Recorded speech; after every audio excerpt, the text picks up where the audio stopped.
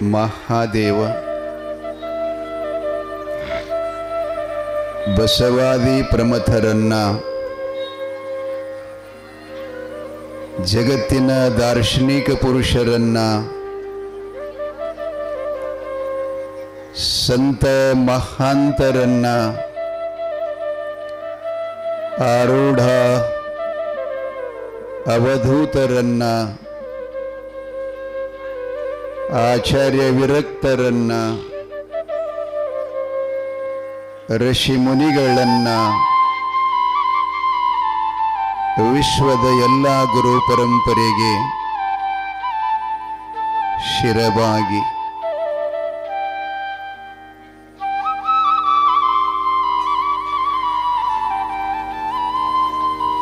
ಪುಣ್ಯಶಾಲಿಗಳೇ, ಪುಣ್ಯವಂತರೇ, ನೀವೆಲ್ಲ ಪುಣ್ಯಪುರುಷರ ಚರಿತಾಮೃತವನ್ನ ಅತ್ಯಂತ ಶ್ರದ್ಧೆಯಿಂದ ಅಷ್ಟೇ ಭಕ್ತಿಯುತರಾಗಿ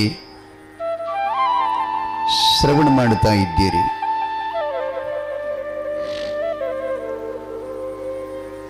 ಪುರಾಣ ನಾಯಕ ಶಿವಸಿದ್ಧ ಬೀರೇಶ್ವರರು ಕ್ಷಿತಿಯೊಳಗೆ ಅಧಿಕವಾದಂಥ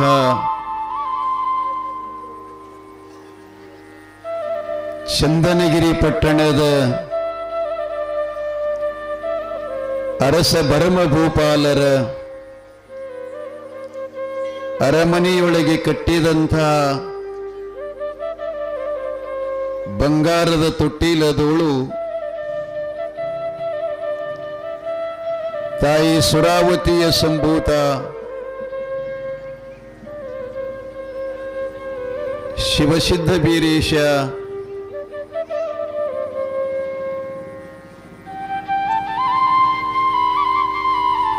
ಕೈಕಾಲ ಬಿಚ್ಚಿ ತೊಟ್ಟಿಲ್ದೊಳಗೆ ತನ್ನ ಲೀಲೆಯನ್ನು ತೋರ್ತಾ ಇದ್ದಾನೆ.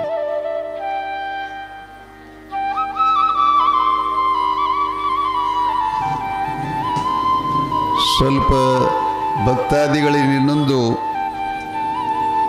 ಕರಿಯಪ್ಪತಾತನವರ ಜಾತ್ರಾ ಮಹೋತ್ಸವದ ತದ್ನಿಮಿತ್ತ ತಾವುಗಳೆಲ್ಲ ಪುರಾಣ ಆಲಿಸಲಿಕ್ಕೆ ಹೊರಟಿದ್ರಲ್ಲ, ನಿಮ್ಮ ವಾಹನಗಳು ದ್ವಿಚಕ್ರ ವಾಹನಗಳಾಗಲಿ 4 ಗಾಲಿ ಗಾಡಿ ಆಗಲಿ, ಈ ಕಡೆ ನಮ್ಮ ಗೌಡ್ರ ತೋಟದಲ್ಲಿ ವಾಹನಗಳ ನಿಲುಗಡೆ ಮಾಡಲಿಕ್ಕೆ ಸ್ಥಳವನ್ನು ಮಾಡಿಕೊಟ್ಟಿದ್ದಾರೆ. ದಯವಿಟ್ಟು ರೋಡ್ ಮೇಲೆ ಗಾಡಿ ಯಾರು ಹೊಚ್ಚಬಾರ್ದು. ಹೋಗು ಬರುವ ವಾಹನಗಳಿಗೆ ಬಹಳ ತೊಂದರೆ ಆಗಕತ್ತೈತಿ. ಅದಕ್ಕೆ ತಾವು ಗಮನದಲ್ಲಿಟ್ಕೊಂಡು ವಾಹನಗಳನ್ನ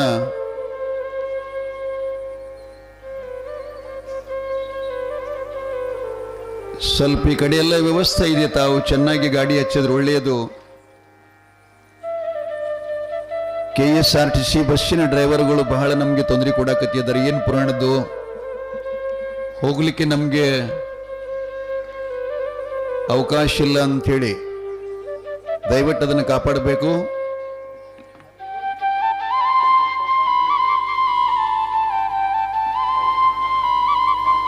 ಈಗ ತಾನೇ ಆಗಮಿಸಿದ ಯವರು ಪೂಜ್ಯರಲ್ಲಿ ಕೂಡ ಅನಂತ ಶರಣು, ಇನ್ನೋರ್ವ ಯೌರದ ಉಭಯ ಪೂಜ್ಯರಿಗೂ ಕೂಡ ನಮ್ಮ ಕಾರ್ಯಕ್ರಮದ ಪರವಾಗಿ ಸ್ವಾಗತಿಸೋಣ, ಅವರಿಗೆ ಶರಣಾರ್ಥಿಗಳನ್ನು ಸಲ್ಲಿಸೋಣ.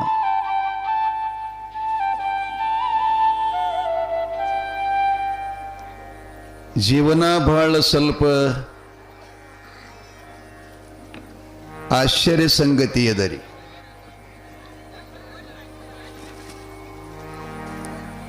ಈ ಘಳಿಗೆಯೊಳಗೆ ನಾವೆಲ್ಲ ಎಷ್ಟು ಸಂತೋಷ, ಖುಷಿ, ಆನಂದ ಪಡಿತೀವಿ, ಇನ್ನೊಂದು ಘಳಿಗೆ ಒಳಗೆ ಅದು ಇರುವುದಿಲ್ಲ.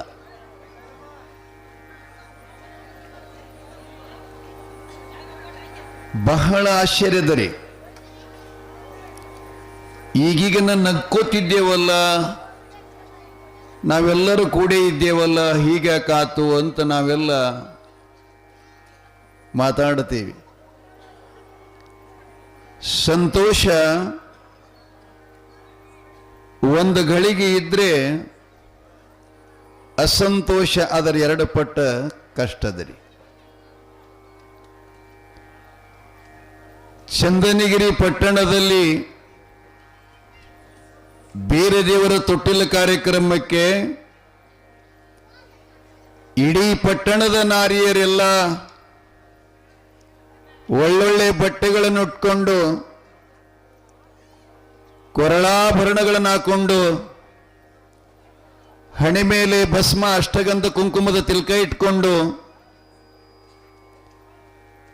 ಬೀರದೇವನ ತೊಟ್ಟಿಲ ಕಾರ್ಯಕ್ರಮಕ್ಕೆ ಎಲ್ಲರೂ ಆಗಮಿಸಿ ನಿನ್ನೆ ತಮ್ಮ ಬಾಯಿಯಿಂದ ಜೋಗುಳವನ್ನು ಹಾಡಿ ಭಗವಾನ ಬೀರೇಶ್ವರನ ಹರಿಸಿ ಪ್ರಸಾದವನ್ನು ಸ್ವೀಕರಿಸಿ ಸಂತೋಷ ಭರಿತರಾಗಿ ತಮ್ಮ ಮನೆಗಳಿಗೆ ತೆರಳುತ್ತಾ ಇದ್ದಾರೆ. ನಿನ್ನೆ ಸಂಧ್ಯಾಕಾಲ, ಇವತ್ತು ಬೆಳಗು ಸೋಮವಾರ. ಆ ಚಂದನಗಿರಿ ಅರಮನೆಯಲ್ಲಿ ಮಹಾತಾಯಿ ಸೂರಮ್ಮ ದೇವಿ ತೊಟ್ಟಿಲೋಳು ಆಡುವಂಥ ಶಿವಸಿದ್ಧ ಬೀರೇಶನ ತನ್ನ ತೊಡಿ ಮೇಲೆ ಹಾಕೊಂಡು ಲಾಲಿ ಹಾಡಕತ್ತಿದ. ತೊಟ್ಟಿಲದಾಗೊಂದು ತೊಳೆದ ಮೂತವ ಕಂಡೆ, ತೊಟ್ಟಿಲದಾಗೊಂದು ತೊಳೆದ ಮೂತವ ಕಂಡೆ, ಹೊಟ್ಟಿ ಮ್ಯಾಲಾಗಿ ಮನಗ್ಯಾನ, ಹೊಟ್ಟಿನೇ ಮ್ಯಾಲಾಗಿ ಮನಗ್ಯಾನ, ಬೀರಲಿಂಗಗ ಮುತ್ತಿನ ದೃಷ್ಟಿ ತಗದೇನ. ಹಿಂಗ ಹಾಡಕತ್ತಿದ್ರಿ. ಅವಾಗೆಲ್ಲ ಹಾಡುತ್ತಿದ್ರಿ ಹಿಂಗ. ಈಗ ನಿಮ್ಮ ಮನೆ ತೊಟ್ಲಿ ಇಲ್ಲ, ಹಾಡ್ತೀರಿ ಅಲ್ಲಿದೆ ನೀವು. ನಿಮ್ಮ ತೊಟ್ಲುಗಳು ಅಲ್ಲೇ ಇಷ್ಟೇ ಅದಾವ. ಮ್ಯಾಗ ಕಟ್ಟಕ್ಕೆ ಜಾಗ ಇಲ್ಲಲ್ಲ. ತೊಟ್ಲು ಕಟ್ಟಕ್ಕೆ ಮ್ಯಾಗ ಮನ್ಯಾಗ ಜಾಗ ಇಲ್ಲ, ಏನಾರ ಸಿಗಸಲ್ಕ ಮನ್ಯಾಗ ಊಟ ಇಲ್ಲ. ಮಡಿವಾಳಪ್ಪನವರು ಆಗಲೇ ಹೇಳಿದ್ದಾರೆ, ಗೂಟವಿಲ್ಲದ ಗ್ವಾಡಿಯ ಬಿರಿದು ಲಕಲಕ ಹೊಳಿತಾದೋ, ನೇಟನ ಕಂಬಗಳಿಲ್ಲದ ಮನೆಗಳು ಭಾರಿಯೇ ಇರ್ತಾವು. ಶಾಸ್ತ್ರದ ಮದುವೆಗೆ ಮುಂಚೆ ಹಡಿಯುವ ಸೊಸಿ ಬರುತ್ತಾಳೋ, ಕಾಸಿಗೆ ಮಕ್ಕಳ ಮಾರಿಕೊಳ್ಳುವ ಫಳೆದು ಬರುತ್ತಾದೋ, ಸೂಳಿಗೆ ಪಟ್ಟವ ಕಟ್ಟಿ ಆಳುವ ರಾಜಕೀಯ ಬರುತ್ತದಂದಳು. ಅದ್ರಾಗ ಏನು ಸುಳ್ಳಾಗ್ಲಿಲ್ರಿ, ಹಂಗೆಲ್ಲ ಆಗಿ ಹೋಗ್ಯದಿ. ವಿಷಯ ನಡೆದಿತ್ರಿ. ತೊಟ್ಲ ಕಟ್ಟಿ ಅವಾಗ ಹಾಡ್ತಿದ್ರು. ಆ ತೊಟ್ಲ ಈ ಪಡಸಾಲಿಗೊಳಗೆ ಆ ಕಡೆ ಈ ಕಡೆ ಹಿಂಗೆ ಹೋಗಿ ಬತ್ತಂದ್ರೆ ಇನ್ನೂ ಹಾಡ್ತಿದ್ದವರು. ಕೂಸು ಇದ್ದ ಮನೆಗೆ ಬೀಸುಣಿಕಿ ಆತಕ, ಕೂಸು ಕಂದಯ್ಯ ಒಳ ಹೊರಗ, ಕೂಸು ಕಂದಯ್ಯ ಒಳ ಹೊರಗ, ತಿರುಗಿದರ ಬೀಸುಣಿಕಿ ಗಾಳಿ ಬೀಸಾವ. ಇವು ಬರ್ತಾವೇನ್ರಿ ಹಾಡುಗಳು? ನಿಮ್ಗೆ ಬರೋದಿಲ್ಲ. ನಿಮಗೆ ಮೊಬೈಲ್ದಂದು ಡಿಕ್ ಚೆಕ್ ಬರ್ತದೆ ನೋಡು. ಮೊಬೈಲ್ ಎಲ್ಲ ಅವಲಂಬನೆ ಮಾಡಿಕೊಂಡ್ರೆ ಬಹಳ ಸಂಸ್ಕೃತಿ ರೀ. ತಾಯಿ ಆನಂದದಲ್ಲಿ ಚಂದನಗಿರಿ ಅರಮನೆಯ ಪಡಸಾಲಿ ಒಳಗೆ ಸಿದ್ಧಬೀರೇಶನ ತೊಡಿ ಮೇಲೆ ಹಾಕೊಂಡು ಹಿಂಗೆಲ್ಲ ಹಾಡ್ತಾ ಇದ್ಲು. 13ನೇ ದಿನ ಆದರೆ ತೊಟ್ಲ ಕಾರ್ಯಕ್ರಮ 12ನೇ ದಿವಸಕ್ಕಾಗ್ಯದ.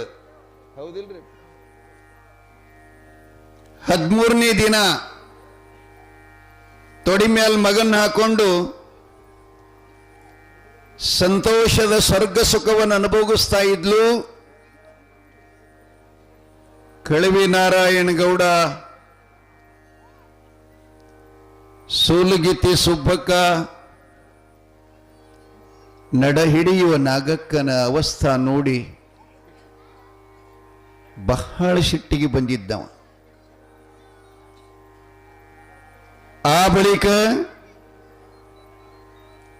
ಚಂದನಗಿರಿ ಪಟ್ಟಣಕ್ಕೆ 13ನೇ ದಿನಕ್ಕೆ ಬರ್ತಾ ಇದ್ದಾನ. ಹಾಗೆ ಬರ್ತಾ ಇದ್ದಾನಂತಂದ್ರೆ ನಮ್ಮವರು ಎರಡು ಪ್ರಕಾರ ಊಹೆ ಮಾಡಿದಾರ. ಬುಡುಬುಡುಕಿನ ರೂಪ ತಗೊಂಡು ಬಂದಾನ ಕಳವಿ ನಾರಾಯಣ ಅಂತ ಒಂದ್ ಕಡೆ ಹಾಡ್ಯಾರ, ಒಂದ್ ಕಡೆ ಜ್ಯೋತಿಷ್ಯನಾಗಿ ಬಂದಾನಂತ ಹೇಳ್ತಿರ್ತಾರೆ. ಎರಡು ಒಂದೇ. ಜ್ಯೋತಿಷ್ಯನಾಗಿ ಕೈಯೊಳಗೆ ಪಂಚಾಂಗ ಹಿಡ್ಕೊಂಡು ಚಂದನಗಿರಿ ಪಟ್ಟಣದ ರಾಜಬೀದಿಯಲ್ಲೆಲ್ಲ ಹೇಳ್ಕೋತ ಹೇಳ್ಕೋತ ಅರಮನೆಯ ಮಹಾದ್ವಾರದ ರಾಜಂಗಳದಲ್ಲಿ ನಿಂತ್ಕೊಂಡು ಪಂಚಾಂಗ ಕೈಯಾಗಿ ಹಿಡಿದು ಹೇಳಕ್ ಶುರು ಮಾಡಿದ. ಚಂದನಗಿರಿ ಪಟ್ಟಣದ ಮಹಾಪ್ರಭು ಭರ್ಮಭೂಪಾಲ್, ಧರ್ಮಪತ್ನಿ ಸುರಾವತಿಯೇ, ನಿಮಗೇನು ಹುಟ್ಟಿದೆಯಲ್ಲ ಈ ಮಗು, ಈ ಮಗುವಿನ ಭವಿಷ್ಯ ಬಹಳ ಬಹಳ ಕೆಟ್ಟದ್ದು. ಅಷ್ಟಿಷ್ಟಲ್ಲ ಹೇಳಕ್ ಬರುವುದಿಲ್ಲ, ಆದರೆ ಹೆತ್ತ ತಾಯಿ ಒಡಲಕ್ಕೆ ಬೆಂಕಿ ಎತ್ತಿತ್ತಂತ ನಾನು ಅದನ್ನೆಲ್ಲ ಮುಸ್ಕೊಂಡು ಹೇಳ್ತಾ ಇದ್ದೀನಿ ಅಂತಂತಾನವ. ಈ ಮಗುವಿನಿಂದ ಚಂದನಗಿರಿ ಪಟ್ಟಣದ ರಾಜ್ಯದ ಮೇಲೆ ಬೆಂಕಿ ಮಳಿ ಸುರಿತದ. ಹೈನು ಹಾಲುಗಳೆಲ್ಲ ಒಣಗಿ ಹೋಗ್ತಾವ, ಕೆರೆ ಬಾವಿಗಳೆಲ್ಲ ಬತ್ತಿ ಹೋಗ್ತವೆ, ಹಣ್ಣು ಕೊಡ್ತಕ್ಕಂಥ ಗಿಡಗಳೆಲ್ಲ ಸಲ್ಲಹೈತಾವ. ಇದು ಅಲ್ಲದನ ಹುಟ್ಟಿದ ತಾಯಿ ತಂದಿಗಳಿಗೆ ಕೇಡ ಬಗಿತನ. ಈ ಮಗು ಇನ್ನೊಂದು ದಿವಸ ಇದೇ ಮನೆಯಾಗಿತ್ತು ಅಂತಂದ್ರೆ ಅವನ ಸೋದರ ಮಾವನಾಗಿರತಕ್ಕಂಥ ಕಳವಿ ನಾರಾಯಣನ ಮರಣ ಆಗ್ತದ ಅಂತೇಳಿ ಪಂಚಾಂಗ ಹೇಳ್ತಾ ಇದ್ದಾನೆ. ಪಂಚಾಂಗ ಹೇಳ್ತಾ ತಾಯಿ ಜ್ಯೋತಿಷ್ಯನ ಮಾತು ತೊಡಿ ಮೇಲೆ ಇರತಕ್ಕಂಥ ಮಗನ ಹಾಕೊಂಡು ಹಿಂಗೆ ನೋಡ್ತಾ ಕೇಳ್ತಾ ಇದ್ಲು. ತಾಯಿಗೆ ಆಕಾಶವೇ ಕಳಿಸಿ ಮೈ ಮೇಲೆ ಬಿದ್ದ ಹಾಗೆ. ಅಯ್ಯೋ ಶಿವ ಶಿವ, ಹೇ ಪರಮಾತ್ಮ, ಇದು ನ್ಯಾಯವಾ? ಬಂಜೆ ಬಂಜೆ ಎಂದು ಲೋಕದ ಜನರ ಕುಚೆಷ್ಟೆ ಮಾತುಗಳನ್ನು ತಾಳಿಕೊಂಡು ಸಹಿಸಿಕೊಂಡು ಬದುಕ್ತಾ ಇದ್ದೆ. ದೇವ ಮಹಾದೇವ ಎನಗೆ ಕೊಟ್ಟ ಕರುಣೆ ಕೂಸನ್ನ ನನ್ನ ಅಣ್ಣನ ಮರಣ ಆಗ್ತಾ ಇದೆಯಾ? ತವರಿನ ದೀಪ ಇಲ್ಲದಂಗಾಯ್ತಲ್ಲ ಸ್ವಾಮಿ, ನಾನು ಹೇಗೆ ಮಾಡಲಿ? ಒಂದ್ ಕಡೆ ತವರಿನ ಕಣ್ಣೀರ, ಒಂದ್ ಕಡೆ ವಾತ್ಸಲ್ಯದ ಮಗನ ಕಣ್ಣೀರ. ಎರಡು ಹೊಳಿಗಳನ್ನು ಏಕಾಕಾರವಾಗಿ ಹರಿತಾ ಇದ್ದಾವ. ಸೂರಮ್ಮ ದೇವಿ ಪರಿತಾಪ ಪಡ್ತಾ ಇದ್ದಾಳೆ. ಹೇ ಭಗವಂತ, ಏನು ಅನ್ಯಾಯಪ್ಪ! ಲೋಕದಲ್ಲಿ ಅತ್ಯಂತ ವಿಖ್ಯಾತಿಯಾಗಿರ್ತಕ್ಕಂಥ ಮಗನ್ ಕೊಡ್ತೀನಿ ಅಂತ ಆಶೀರ್ವಾದ ಮಾಡಿದ್ದಿ, ಇದೆಲ್ಲ ಸುಳ್ಳಾಯಿತಲ್ಲ, ಸುಳ್ಳಾಯಿತಲ್ಲ ಸ್ವಾಮಿ. ರಾಜ್ಯದ ಮೇಲೆ ಬೆಂಕಿ ಮಳೆಯಂತೆ, ಹೈನು ಕೊಡುವಂತ ಹಸುಗಳೆಲ್ಲ ಕಿಮರಕ್ತಗಳನ್ನು ಹಿಂಡ್ತಾವಂತೆ, ಹಣ್ಣುಗಳೆಲ್ಲ ಉದುರಿ ಬೀಳ್ತಾವಂತೆ, ಕೆರೆ ಬಾವಿಗಳೆಲ್ಲ ಬತ್ತವಂತೆ, ನನ್ನ ಅಣ್ಣನ ಮರಣ ಆಗ್ತಾ ಇದೆಯಂತೆ. ಯಪ್ಪ, ಇನ್ನೇನ್ ಮಾಡ್ಬೇಕು ಈ ಮಗನಿಗೆ? ಜ್ಯೋತಿಷ್ಕಾರ ಅಂತ ಕೇಳಿದಾಗ ಜ್ಯೋತಿಷ್ಕರ ಹೇಳ್ತಾನೆ ಮೋಸ್ತಾನೆ ಅಂತ. ಅಮ್ಮ, ಸೂರಮ್ಮ ತಾಯಿ ಏನ್ ಹೇಳ್ಬೇಕಮ್ಮ? ನಿನ್ನ ಕಂಡಾಗ, ಮಗುನ ಕಂಡಾಗ ಆ ಮಾತನ್ನು ಹೇಗೆ ಹೇಳಿ ಅಂತ ಅನಿಸ್ತಾ ಇದೆ. ಆದ್ರೆ ನೀನು ಇಂಥ ಮಗು ಈ ರಾಜ್ಯದಲ್ಲಿ ಇತ್ತು ಅಂತಂದ್ರೆ ಇಷ್ಟೆಲ್ಲ ಕೀಡುಗಳನ್ನಾಗ್ತವೆ, ಕೆಟ್ಟದ್ದನ್ನಾಗ್ತದೆ ಅಂದ ಬಳಿಕ ಹೇಳುವಂತ ಪ್ರಸಂಗ ತಾಯಿ.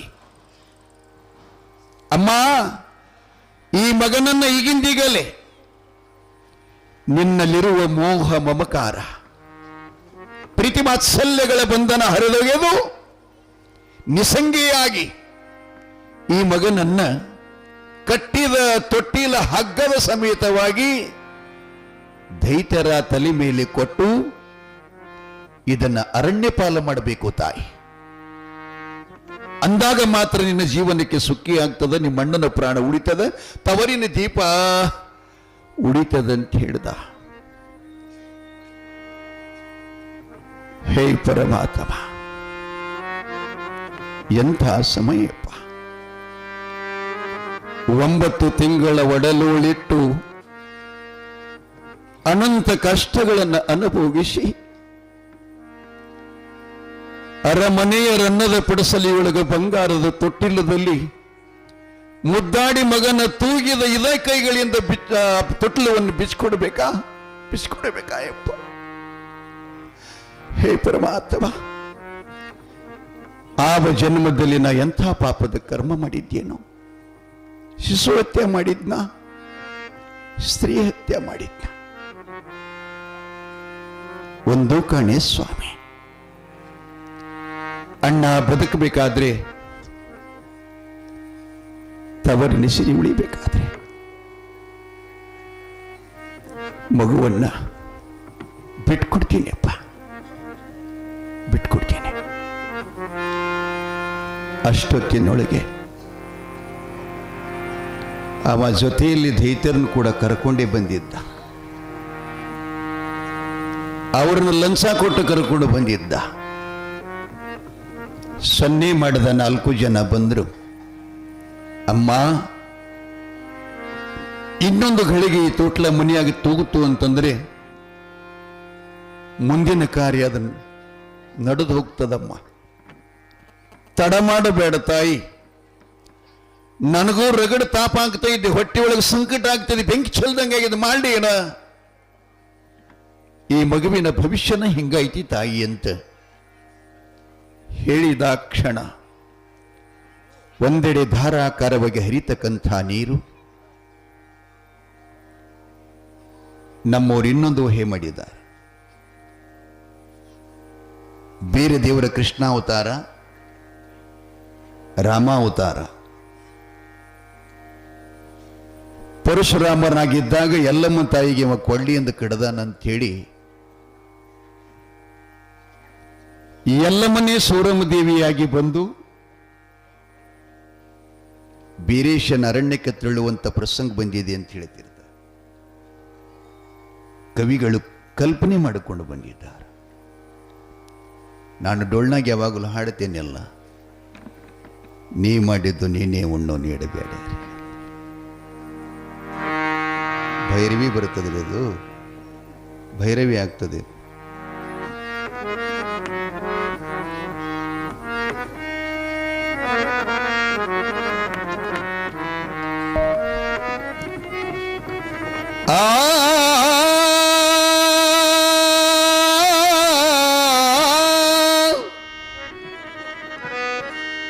ನೀ ಮಾಡಿದ್ದು ನೀನೇ ಉಣ್ಣೋ ಮಾನವ,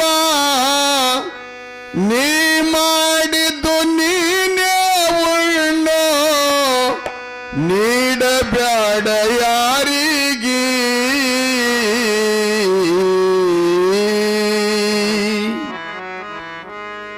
ಉಂಡುಳುದುದು ಅಗಲ ಮಾನವ ತೆಗೆದಿಡೋ ನ್ಯಾರಿಗೆ. ಉಂಡುಳುದುದು ಅಗಲ ತಮ್ಮ ತೆಗೆದಿಡೋ ನ್ಯಾರಿಗೆ. ನೀ ಮಾಡಿದ್ದು ನೀನೇ ಉಣ್ಣೋ, ನೀ ಮಾಡಿದ್ದು ನೀನೇ ಉಣ್ಣೋ ನೀಡಬ್ಯಾಡ ಯಾರಿಗೆ. ಉಂಡುಳುದು ಅಗಲ ತಮ್ಮ ತೆಗೆದಿಡೋ ನ್ಯಾರಿಗೆ.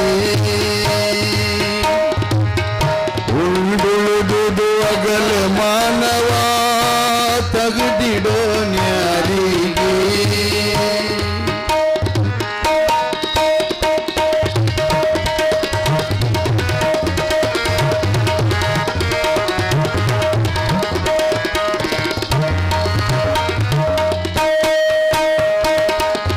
ಹುಟ್ಟಿ ಬಂದ ಧರಣಿಗೆ ಹಿರಣ್ಯಕಶ್ಯಪ ದೈತ್ಯಾಗಿ. ಹುಟ್ಟಿ ಬಂದ ಧರಣಿಗೆ ಹಿರಣ್ಯಕಶ್ಯಪ ದೈತ್ಯಾಗಿ. ಹರಿನಿಲ್ಗೆ ಮಾಡುತ್ತಿದ್ದ ದೈತ್ಯ, ಹರಿನಿಲ್ಗೆ ಮಾಡುತ್ತಿದ್ದ ಶಿಟ್ಟ ಬೈತು ಮಗನಿಗೆ.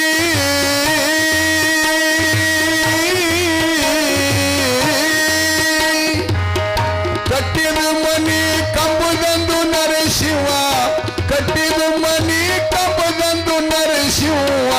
ಶೀಳಿ ಒಗದ ಅವನಿಗೆ ಉಂಡುಳುದುದು ಅಗಲ ತಮ್ಮ ತೆಗೆದಿಡೋ ನ್ಯಾರಿಗೆ. ಉಂಡುಳುದುದು ಅಗಲ ತಮ್ಮ ತೆಗೆದಿಡುವ ನ್ಯಾರಿಗೆ. ಉಂಡುಳುದುದು ಅಗಲ ತಮ್ಮ ತೆಗೆದಿಡುವ ನ್ಯಾರಿಗೆ.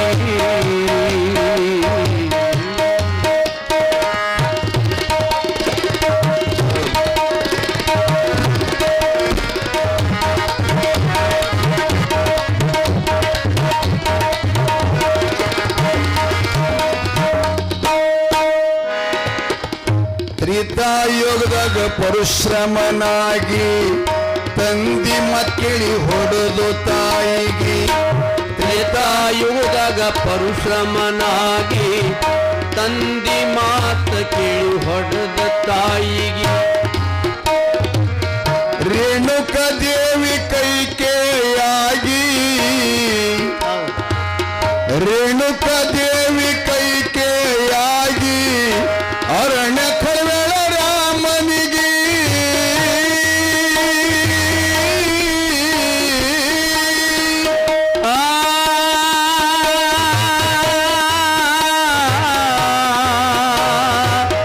ರೇಣುಕ ದೇವಿ ಕೈಕೇಯಾಗಿ ಅರಣ್ಯಕ ತಳಿವ್ಯಾಳು ರಾಮನಿಗೆ.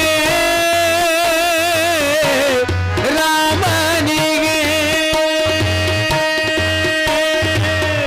ತಾ ಮಾಡಿದು ತಾನೇ ಉಲ್ಟ ಪರಶುರಾಮ, ತಾ ಮಾಡಿದು ತಾನೇ ಉಲ್ಟ ಹೇಳುದಪ್ಪ ಯಾರಿಗೆ.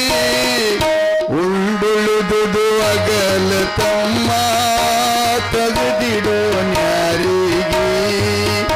ಉಂಡುಳುದುದು ಅಗಲ ತಮ್ಮ ತೆಗೆದಿಡುವ ನ್ಯಾರಿಗೆ. ಉಂಡುಳುದುದು ಅಗಲ ತಮ್ಮ ತೆಗೆದಿಡುವ ನ್ಯಾರಿಗೆ.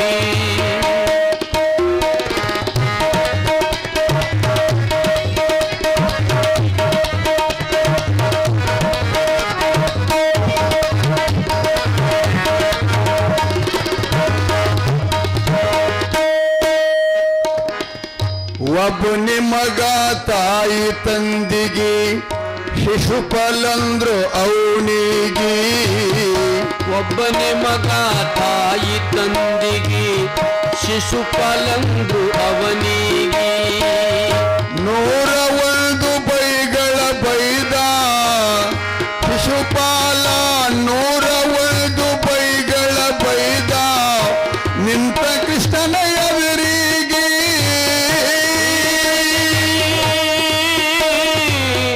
ನಿಂತ ಕೃಷ್ಣನ ಎದುರಿಗೆ.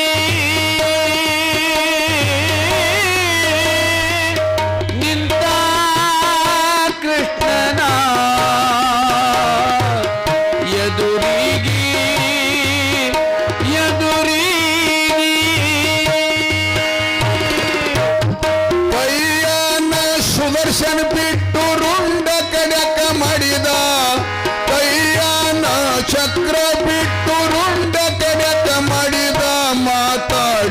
ತಪ್ಪಿಗಿ ಉಂಡುಳುದುದು ಅಗಲ ತಮ್ಮ ತೆಗೆದಿಡೋ ನ್ಯಾರಿಗೆ ಉಂಡುವುದು ಅಗಲ ತಮ್ಮ ತೆಗೆದಿಡುವ ನ್ಯಾರಿಗೆ ಉಂಡುವುದು ಅಗಲ ತಮ್ಮ ತೆಗೆದಿಡುವ ನ್ಯಾರಿಗೆ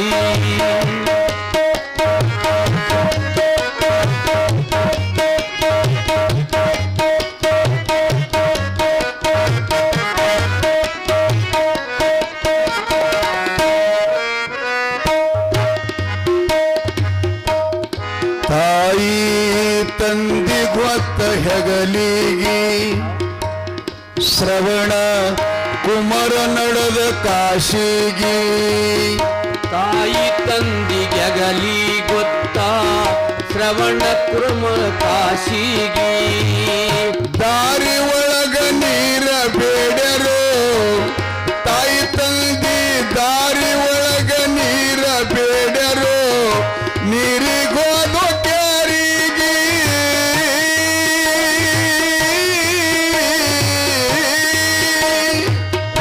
ನೀರಿಗೋದ ಕೆರಿಗೆ ನೀರಿಗೋದ ಕೆರಿಗೆ ಶ್ರವಣ ಕುಮಾರ ಶ್ರವಣ ಕುಮಾರ ನೀರಿಗೋದ ಕೆರಿಗೆ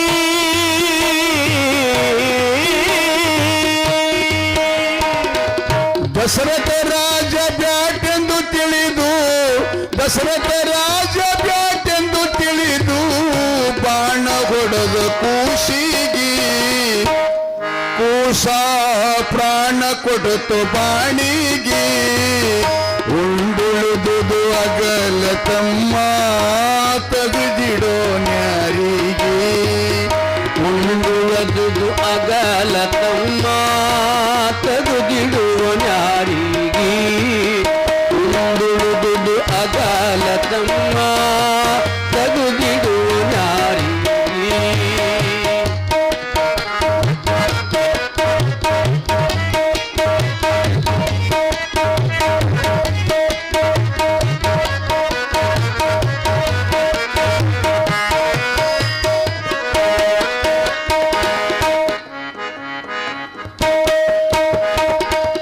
ಮೂರ್ ಮಂದಿ ಹೆಂಡ್ರು ದಶರಥ ರಾಜನಿಗೆ 4 ಮಂದಿ ಮಕ್ಕಳವನಿಗೆ ಸಾಯುವಾಗ ಯಾರ್ಯಾರು ಆಗಲಿಲ್ಲ ಕೇಳಿ ಪಕ್ಕ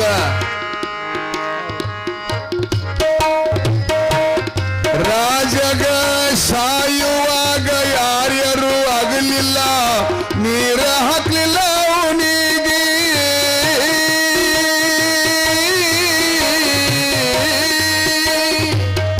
ನೀರ ಹಾಕ್ಲಿಲ್ಲ ಅವನಿಗೆ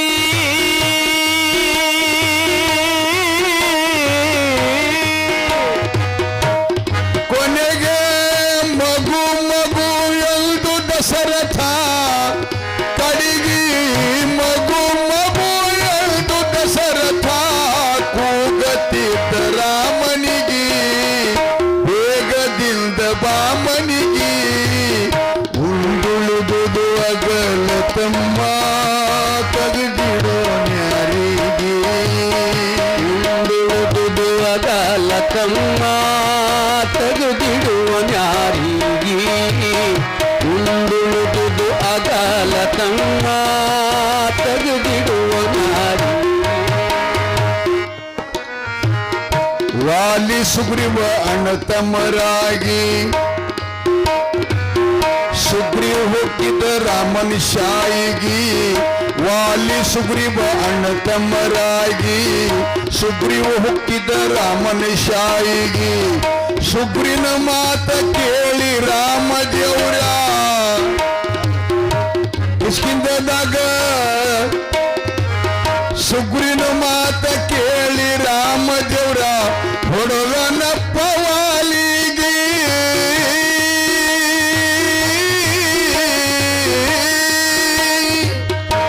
ಹೊಡೆದನಪ್ಪ ವಾಲಿಗಿ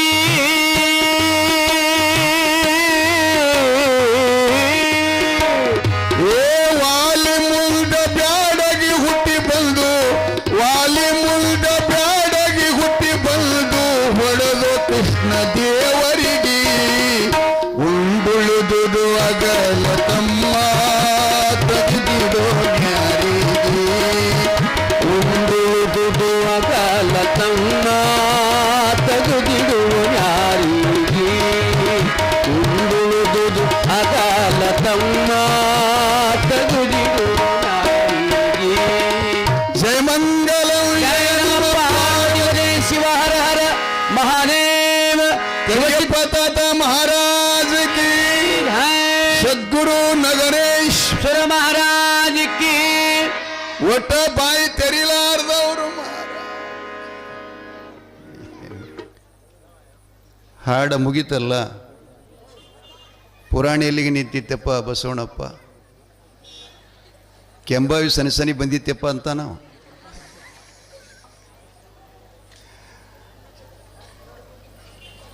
ನೀ ಮಾಡಿದ್ದು ನೀನೇ ಉಣ್ಣು ವಿಷಯ ಕೇಳಿ ಭಾಳ ಚಲೋ ಅದು ಬೇರೆ ನೀವು ಪಂಚಾಂಗ ದೇವರ ಶುಕ್ರಾರ ಮಂಗಳಾರ ಭವಿಷ್ಯ ಹೇಳೋರ ಕಡೆ ಹೋಗೋದು ಅವಶ್ಯಕತೆ ಇಲ್ಲ ನಮ್ಮ ಭವಿಷ್ಯ ನಮ್ಮ ಕೈಯೊಳಗೆ ಅದು ನಾವೇನು ಪೂರ್ವ ಜನ್ಮದಲ್ಲಿ ಮಾಡೀವಲ್ಲ ಆ ಕರ್ಮ ಸಾಕ್ಷಿ ನಮಗೆಲ್ಲರಿಗೂ ಬಿಟ್ಟುದಲ್ಲ ಅದನ್ನು ಈ ಕೇಳಿದ್ರಲ್ಲ ಹಾಡಿನೊಳಗೆ ರಾಮ 14 ವರ್ಷ ವನವಾಸಕ್ಕೆ ಹೋಗಲಿಕ್ಕೆ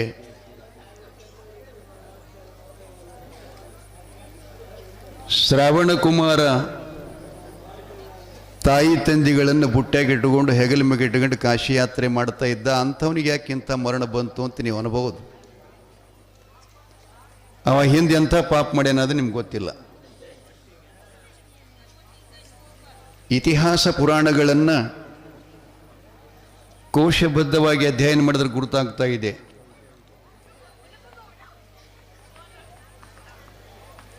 ದಶರಥ ಮಹಾರಾಜನಿಗೆ 3 ಮಂದಿ ಹೆಂಡ್ರು 4 ಮನೆ ಜಗ ಬೆಳಗುವಂಥ ಮಕ್ಕಳು ರಾಮ ಲಕ್ಷ್ಮಣ ಭರತ ಶತ್ರುಘ್ನ ಅಂಥೇಳಿ ಇಷ್ಟೆಲ್ಲ 4 ಮಂದಿ ಮಕ್ಕಳಿದ್ರು ಕೂಡ ಸಾಯುವ ಸಮಯದಲ್ಲಿ ಒಂದು ಹನಿ ನೀರು ಬಾಯಾಗ ಹಾಕಲಿಕ್ಕೆ ಒಬ್ಬನೂ ಮನೆಯಾಗಿರಲಿಲ್ಲ ಅವ ಮಾಡಿದಕ್ಕೆ ಪಾಪನದು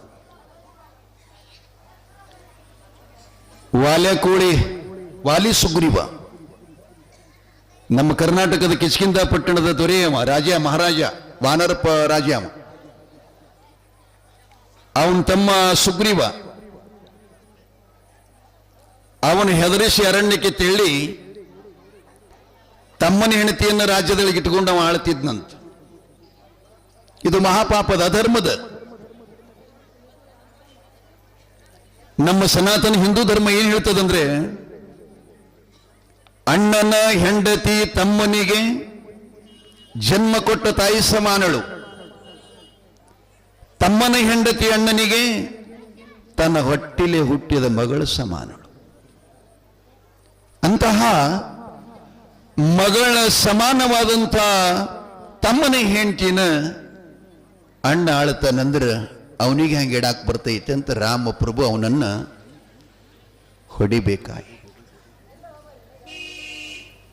ಲಕ್ಷ್ಯದಾಗಿರ್ಲಿ ನಿಮ್ಗೆಲ್ಲರಿಗೂ ನೀವು ಯಾವ ದೇವರ ಮೇಲೆ ನೀವು ಅನ್ಯಾಯವಾಗಿ ಹೊಣೆಯನ್ನು ಹಾಕಬಾರ್ದು ಕರಿಯಪ್ಪ ತಾತನ ಗುಡಿಗೆ ನಿಂತೇ ಹೋಗ್ತಿದ್ದೆವು ನಮಗಿಂತ ಹೇಳಿತಾರೆ ಬೆರದಾಗಿ ಇತ್ತೇ ಯವ್ವ ಸುಮ್ಮನೆ ಹೇಳೋದು ಅಲ್ಲ ಕರ್ಮ ಸಾಕ್ಷಿ ಬೇಕಿಲ್ಲ ಎಲ್ಲಿಗೆ ಹೋದ್ರೆ ಏನು ಮಾಡ್ಬೇಕು ಏನು ಕಳ್ಕೊಳಕ್ ಬರ್ತದೇನ್ರಿ ಸರ್ ಕಳ್ಕೊಳಕ್ ಬರ್ತದ ಬರುವುದಿಲ್ಲ ಅದು ನಾವು ಪ್ರತ್ಯಕ್ಷವಾಗಿ ಅದನ್ನು ಅನುಭೋಗಿಸಬೇಕಾಗ್ತದೆ ನೀವು ಅಂತಿರಬೇಕು ಅಲ್ಮುತ್ಯ ರಾಮ ಅವತಾರದಲ್ಲಿದ್ದಾಗ ಪರಶುರಾಮನ ಅವತಾರದಾಗಿದ್ದಾಗ ಜಮದಗ್ನಿ ಮಾತು ಕೇಳಿ ತಾಯಿ ಎಲ್ಲಮ್ಮಳ ಹೊಡೆದನ ಅವ 14 ವರ್ಷ ವನವಾಸಕ್ಕೆ ಹೋಗ್ಲಿ ಮತ್ ಸೀತೆ ಯಾಕೆ ಹೋಗ್ಬೇಕಾಗಿತ್ತ, ನೀ ಯಾಕೇನಂತ ಪಾಪ ಮಾಡ್ಯಾಳಂತ ನೀವು ಅನ್ಬಹುದು. ಅದು ನಿಮಗೆ ಗುರುತಿಲ್ಲ. ಸ್ವಲ್ಪ ಲಕ್ಷ ಕೊಟ್ಟು ಕೇಳ್ರಿ ಅವತ್ತು ತಾಯಿಂದ್ರು, ಭಾಳ ಸಂಖ್ಯೆ ಬಂದೀರಿ, ಸುಖ ಪಕ್ಕ ಬೇಕಾಗಿತ್ತಂದ್ರೆ ಕೇಳ್ರಿ ಇದನ್ನು. ಮತ್ತು ಹಾಗೆ ಸಾಯುತನ ಅಳ್ಕೋತ ಸಾಯುದಿತ್ತಂದ್ರೆ ಅದನ್ನು ಮಾಡ್ರಿ. ಮತ್ತೇನದು ಅಳದ ನಿಲ್ಲಿಸಬೇಕಾಗಿತ್ತು ಅಂದ್ರೆ ತಿಳ್ಕೋಬೇಕಾಗ್ತದೆ.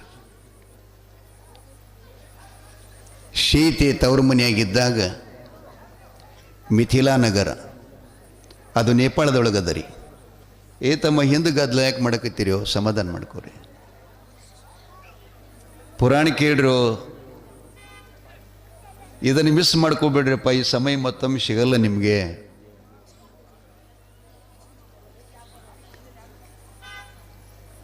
ತವ್ರ ಮನೆಯಾಗಿದ್ದಾಗ, ಜನಕನ ಮನೆಯೊಳಗಿದ್ದಾಗ 8 ಗೆಳತಿಯರನ್ನ ಕರ್ಕೊಂಡು ವನವಿಹಾರಕ್ಕಂತ ಅಡವಿಗೆ ಹೋಗಿದ್ಲಂತ. ಅಡವಿಗೆ ಹೋದಾಗ ಅಲ್ಲಿ ಹರಿಯುವ ನೀರಿನ ಸೌಂದರ್ಯ, ಚಿಗಿರಿದ ಹುಲ್ಲನ್ನು ಹರಿಯುವ ಮೊಲ, ಆ ಬಳಿಕ ಸುವಾಸನೆ ಬೀರುವಂಥ, ಪರಿಮಳ ಬೀರುವಂಥ ಅನೇಕ ಥರದ ಹೂವಿನ ಗಿಡಗಳು, ಅರಳಿದ ಹೂವಿನೊಳಗ ಆ ಹೂವಿನ ರಸ ಇರ್ತದಲ್ಲ, ಅದಕ್ಕೇನಂತೀರಿ? ಹೂವಿನ ರಸ, ಪರಿಮಳ ಹೀರುವ ನೊಣ, ಬರುಂಗಿ, ಜೇನು ನೊಣ, ಗುಂಗಿ ಹುಳ, ಹಾರಾಡುವ ಸೌಂದರ್ಯ, ಒಂದೊಂದು ಹೂವಿನ ಮೇಲೆ ಕುತ್ತು ಹಾರುವ ಪಾತರಗಿತ್ತಿ, ಮಾಗಿದ ಹಣ್ಣುಗಳು, ಕೋಗಿಲ ಹಾಡುವುದನ್ನು ಸೀತೆಯು ಸಂತೋಷ ಭರಿತಳಾಗಿ ಎಲ್ಲವನ್ನ ಮರೆತು ನೋಡ್ತಾ ಇದ್ಲಂತಕ್ಕಿಯ ಸೃಷ್ಟಿಯನ್ನ. ಆಕೇನು ಮಾವಿನ ಗಿಡದ ಕೆಳ ಕುತ್ಕೊಂಡಿದ್ಲು ನೋಡ್ರಿ, ಆ ಗಿಡದೊಳಗೆ 2 ಗಿಣಿ ಕುತ್ಕೊಂಡಿದ್ದು ಅಂತ.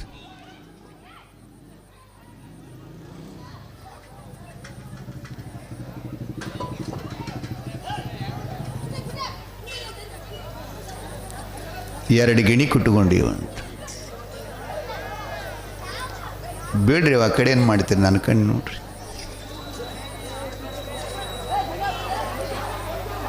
ಕವಾಯಿಗಳಾಗಲೇ ಹೇಳಿದಾರಲ್ಲ, ಸಂತೆಯಲ್ಲೊಂದು ಮನೆಯ ಮಾಡಿ ಶಬ್ದಕ್ಕೆ ನಾಶದೊಡೆಯಂತಯ್ಯ. ಇವು ನಡೆಯವ ಹಿಂಗ.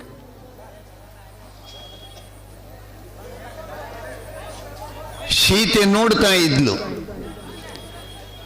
ಒಂದು ಗಂಡು ಒಂದು ಹೆಣ್ಣಿಗಿಣಿ 2 ಜೋಡಿಲಿ ಕುತ್ಕೊಂಡಿದ್ದು.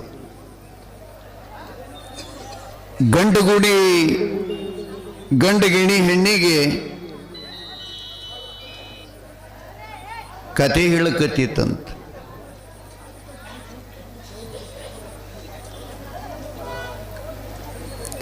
ಸೀತೆಗಿನ ರಾಮನ ಮದುವೆ ಆಗಿಲ್ಲ, ಇನ್ನೂ ಸ್ವಯಂವರ ಮುಂದಿದೆ.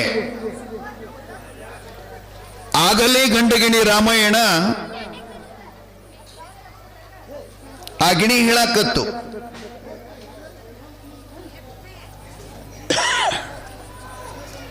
ಅಯೋಧ್ಯ ನಗರದ ಮಹಾರಾಜ ಚಕ್ರವರ್ತಿ ದಶರಥನ ಪುತ್ರ ರಾಮ ಸೀತೆ ಸಂಯವರದಲ್ಲಿ ಗೆದ್ದು ಮದುವೆಯಾಗುತ್ತಾನೆ. ಅರಮನೆಗೆ ಕರೆದೊಯ್ದು ತಾಯಿ ಕೈಕೇಯ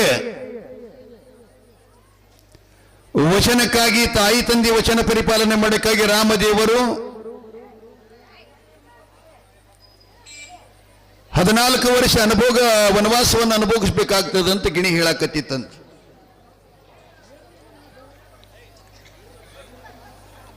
ಗಿಣಿ ಹೇಳ್ತಾ ಇತ್ತು, ರಾಮ 14 ವರ್ಷ ವನವಾಸಕ್ಕೆ ಹೋಗ್ತಾನಂದ ಕೂಡಲೇ ಸೀತೆ ಎಚ್ಚತ್ಲು, ಜಾಗೃತಿಯಾಗಿ ಗೆಳತಿಗೆ ಸೂಚನೆ ಮಾಡಿದ್ಲು, ಬೇಗ ನೀ ರಾಜಧಾನಿಗೆ ಹೋಗು, ಜಾಲ್ಗಾರನ ಕರ್ಕೊಂಡು ಬಾ. ಈ ಎರಡೂ ಗಿಣಿಗಳನ್ನು ಬಲಿ ಹಾಕಿ ಹಿಡಿಬೇಕು.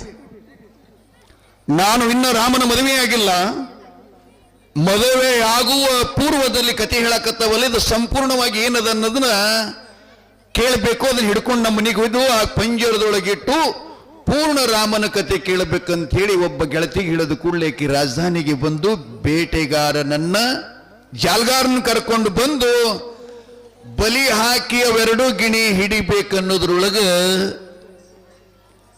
ಗಂಡು ಗಿಣಿ ಒಂದು ಹಾರಿ ಹೋತು, ಹೆಣ್ಣು ಗಿಣಿ ಬಲಿ ಒಳಗೆ ಸಿಕ್ಕೋತು. ಶೀತಿ ಅದನ್ನು ತಗೊಂಡು ಮನೆಗೆ ಬಂದ್ಲು. ಬಂಗಾರದ ಪಂಜರ, ಹಣ್ಣು, ತರತರವಾದ ಹಣ್ಣುಗಳು ಒಳಗಿಟ್ಟು ಹೆಣ್ಣುಗಿಣಿಯನ್ನು ಒಳಗಿಟ್ಟು ಶೀತಿ ಕೇಳಿದ್ಲು, ಅಲ್ಲ ನಾನು ವನವಿಹಾರಕ್ಕಂತ ಬಂದಿದ್ದೆ, ಸೃಷ್ಟಿ ಸೊಬಗು ನೋಡಿ ಆನಂದ ಪಡಿತಾ ಇದ್ದೆ,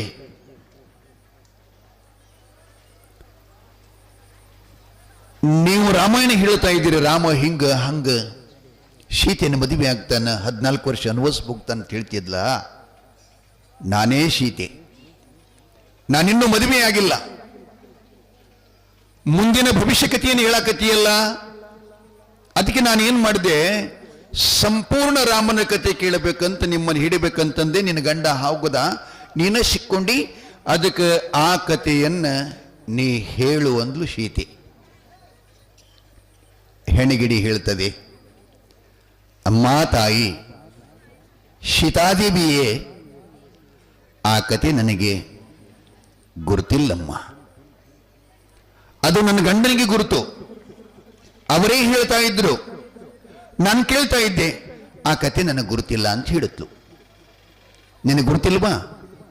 ಸರಿ, ಆದ್ರೆ ನಿನ್ನ ಗಂಡನ ಕರಿ, ಅವ ಎಲ್ಲಿ ಹೋಗ್ಯಾನ ಅವನು ಕರಿ, ಅವ ಬರಲಿ, ಆ ಕಥೆಯನ್ನು ಹೇಳಿ. ಅವ ಬಂದು ಪಂಜರದೊಳಗೆ ಇದ್ದುಕೊಂಡು ರಾಮನ ಕಥೆ ಹೇಳೋ ತನಕ ಈ ಪಂಜರದೊಳಗಿಂದ ನಿನಗೆ ಬಿಡುಗಡೆ ಇಲ್ಲ, ನಾನು ಬಿಡುವುದೇ ಇಲ್ಲ. ಹೆಣಗಿಣಿ ಹೇಳ್ತಂತೆ, ಯವ್ವ ನಾನು ತುಂಬ ಗರ್ಭವತಿ ಇದ್ದೀನಿ, ನನ್ನ ಹೊಟ್ಟೆಯಾಗ ಮೊಟ್ಟೆ ಬೆಳೀತಾ ಇದ್ದಾವ. ಇಂತಹ ಸಮಯದಲ್ಲಿ ಗಂಡ ಹೆಂಡತಿ ಆಗಲಬಾರದು ತಾಯಿ. ನಾವು ಕಾಡಿನ ಪಕ್ಷಿಗಳು, ನಾಡಪ್ರಾಣಿಗಳಲ್ಲ. ನಾವು ಸ್ವತಂತ್ರವಾಗಿ ಬದುಕ್ತೀವಿ, ನಿಸರ್ಗದ ಮೇಲೆ ಬದುಕ್ತೀವಿ. ನಾವು ಯಾರು ಹಂಗಿನಲ್ಲೂ ಕೂಡ ಇಲ್ಲ ತಾಯಿ. ಅದಕ್ಕೆ ನನಗೆ ಬೇಜಾರು ಮಾಡಬೇಡ, ಬಿಟ್ಬಿಡಮ್ಮ, ನಿನ್ನ ಕೈ ಮುಗಿತೀನಿ ತಾಯಿ. ಸಾಧ್ಯ ಇಲ್ಲ, ಬಿಡುವುದಿಲ್ಲ ನಾನು ಅಂದ್ಕೂಡಲೇ ಗಿಣಿ ಹೇಳ್ತಂತೆ, ಹೆಣ್ಣುಗಿಣಿ, ಅಮ್ಮ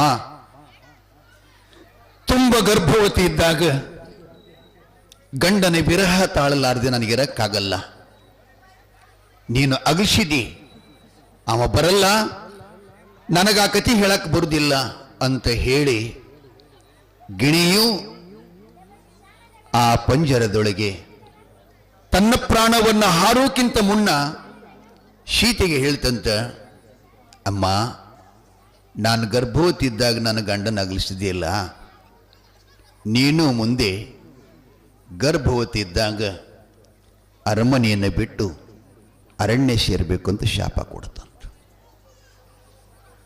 ಗಿಣಿ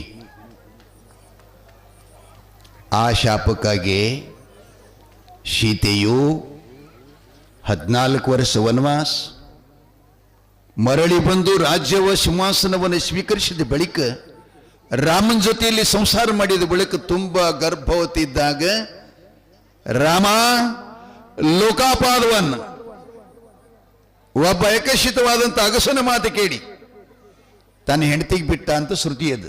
ಅಗಸ ಯಾರು ಬೇರೆ ಯಾರಲ್ಲ, ಆ ಗಿಣಿಯನ್ನು ಪಂಜರದೊಳಗೆ ಸತ್ತಿತ್ತಲ್ಲ, ಹೆಂಡತಿ ನೆನಹಿನೊಳಗೆ ಗಂಡ ಗಿಣಿನೂ ಸತ್ತಿತ್ತಂತ. ಆ ಗಂಡ ಗಿಣಿನ ಅಯೋಧ್ಯ ಪಟ್ಟಣದಲ್ಲಿ ಅಗಸನ ಮನೆಯೊಳಗ ಗಂಡಸಾಗಿ ಹುಟ್ಟಿತ್ತಂತ.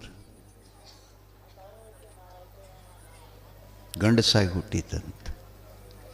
ಗಂಡ ಹೆಂಡತಿಗೆ ಜಗಳ ಬಂದಿತ್ತಂತ. ಅವಾಗ ಹೆಂಡತಿಗೆ ಬಿಟ್ಟಿದ್ದ, ತವರು ಮನೆಗೆ ಕಳಿಸ್ಕೊಟ್ಟಿದ್ದ. ಇಡೀ ಪಟ್ಟಣನ ನ್ಯಾಯ ಹೇಳುತ್ತ ಅವನೇನು ಒಪ್ಪಲಿಲ್ಲ. 10 ಗಂಟೆಗೆ ಪ್ರಾರಂಭವಾದ ನ್ಯಾಯ ರಾತ್ರಿ 12 ಗಂಟೆ ಆಯ್ತು, ಮುಗಿಲಿಲ್ರಿ.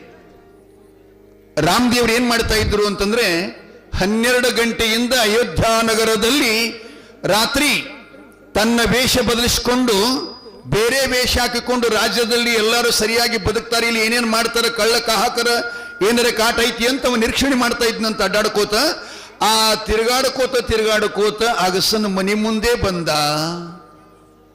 ಹಿರಿಯರೆಲ್ಲ ಅವನಿಗೆ ಹೇಳ್ತಿದ್ರು, ತಮ್ಮ ಗಂಡ ಹೆಂಡತಿ ಜಗಳ ಉಂಡು ಮನಗಾತನಪ್ಪ, ಅಷ್ಟೊಂದು ದೀರ್ಘಕ್ಕೆ ಬರಬಾರದು, ಸರಿಯಲ್ಲ, ನಿನ್ನ ಪ್ರಾಣ ಸಂಗಾತಿ, ಹಂಗೆಲ್ಲ ಬರ್ತಪ್ತದ, ತಿದ್ದುವ ಕಾರ್ಯ ನಿನ್ನದಪ್ಪ, ತಾಯಿ ತಂದೆ ಹಡದು ನಿನ್ನ ಉಡಿ ಒಳಗೆ ಹಾಕ್ಯಾರ, ಹಾಗೆ ಮಾಡಿಬೇಡ ಅಂತ ಹೇಳ್ತಿದ್ರಂತು. ಹೇಳಾಗಿ ಅವ ಏನಂದು ಗೊತ್ತೇನ್ರಿ, ಏನು ಹೇಳಕತ್ತಿರೋ ಮಾರಾಯಿಗಳೇ? ಅಲ್ಲ 1 ತಾಸ 2 ತಾಸ, ಹಗಲ 12ಕ್ಕೆ ನ್ಯಾಯ ಶುರು ಆಗ್ಯದ, ರಾತ್ರಿ 12 ಆಗ್ಯದ. ಎಷ್ಟಾಯ್ತು ರೀ? 12 ತಾಸು ಆಯ್ತು. ನ್ಯಾಯ ಹೇಳೋ ಪದ್ಧತಿ ನಿಮ್ಮದ ಅಲ್ಪ. ಇಷ್ಟೆಲ್ಲ ಹೇಳಾಕ ಬಿಟ್ಟು ಹೆಂಡತಿನ ಆಳಾಕ ನಾ ಸೊಟ್ಟ ರಾಮನಂತ ಮಾಡ್ಕೊಂಡ್ರಿ ನಂದಂತ. ರಾಮದೇವ್ರು ಅಲ್ಲಿದೆ ಹೊಂಟಿದ. ಕೇಳ್ದ ಶಬ್ದ, ಆಹಾ, ನಾ ಎಷ್ಟೆಲ್ಲ ಪುರುಷೋತ್ತಮನಾಗಿದ್ದು, ಏಕಪತಿವ್ರತ ಪುರುಷನಾಗಿದ್ದು, ಏಕಬಾಣ ಏಕಪತಿವ್ರತನಾಗಿದ್ದು ಕೂಡ ಒಬ್ಬ ಅಗಸನ ಬಾಯಿಂದ ಇಂಥ ಶಬ್ದ ಬರ್ತದಂದ್ರೆ ಸೀತೆ ನನ್ನ ಧರ್ಮ ಪತ್ನಿಯಾಗಿ ಅರಮನೆಯಾಗಿ ಇರ್ಲಿಕ್ಕೆ ಯೋಗ್ಯಳಲ್ಲ ಅಂತ ಲಕ್ಷ್ಮಣನ ಕರೆಸಿ ರಥದ ಕೂಡಿಸಿ ಅರಣ್ಯಕ್ಕೆ ತಳ್ಳಿದ.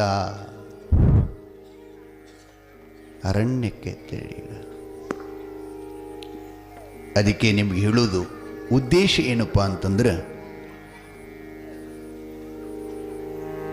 ನಾವು ಮಾಡುವ ಕೆಲಸ ಚಲೋ ಇರಲಿ, ನಿಮಗೆ ಜ್ಞಾನ ಇರಲಿ. ಯಾವುದೇ ಕೆಲಸ ಮಾಡಬೇಕಾಗಿತ್ತು ಅಂತಂದ್ರೆ ಅದಕ್ಕೆ 100 ಸಲ ವಿಚಾರ ಮಾಡಿರಿ. ಅದು ಧರ್ಮಸಮ್ಮತ, ನ್ಯಾಯಸಮ್ಮತ, ನೀತಿಸಮ್ಮತ ಆಯಿತೋ ಅಥವಾ ಇಲ್ಲ ಅನ್ನೋದನ್ನು ಪರಿಗಣಿಸಿ ನೋಡಿ ಕಾರ್ಯ ಮಾಡಬೇಕೇ ವಿನಃ ಮನುಷ್ಯಗೆ ಬಂದಂಗೆ ಮಾಡಬಾರದು. ದೈವದವರು ನೀವು ದಯಮಾಡಿ ಕೇಳಿರಿ ಪರಮಾರ್ಥ. ನೀವು ನಿಮ್ಮಂತ ನಡೆನುಡಿ ಹೇಳಿರಿ ಜನ್ಮ ಸಾರ್ಥಕ.